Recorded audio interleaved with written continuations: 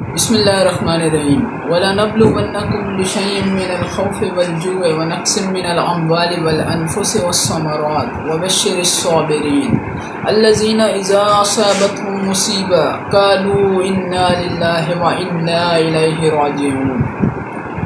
اللہ تعالیٰ قرآن مجید میں سورہ بقرہ کی آیت نمبر 155 اور 156 میں فرماتا ہے، اور ہم کس قدر خوف اور بھوک اور مال اور جانوں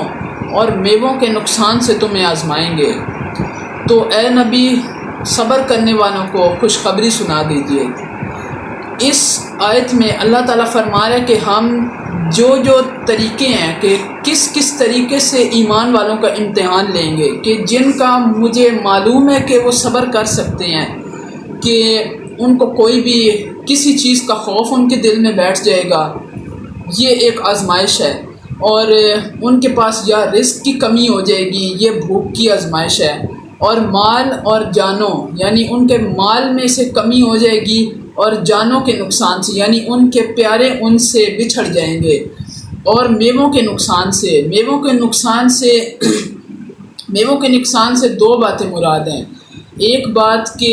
پھلوں کا کہ کئی سالوں کی محنت ہوئی، وہ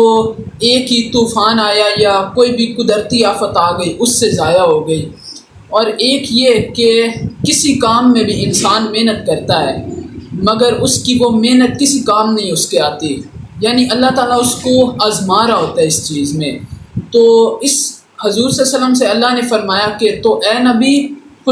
صبر کرنے والوں کو خوشخبری سنا دیجیے، کہ اللہ تعالیٰ نے فرمایا کہ میووں کے نقصان سے تمہیں اس طرح آزمائیں گے کہ جب کھجوروں کے باغات میں مدینہ میں کھجوریں پک چکی تھی، مگر اسی وقت مسلمانوں کو غزوہ تبوک کا حکم آ گیا،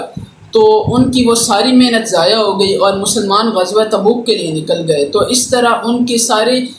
جو محنت تھی کھجوروں کے باغات پر وہ ضائع ہو گئی۔ تو اللہ تعالیٰ اس آیت میں فرما رہا ہے کہ ہم تمہیں ان طریقوں سے آزمائیں گے۔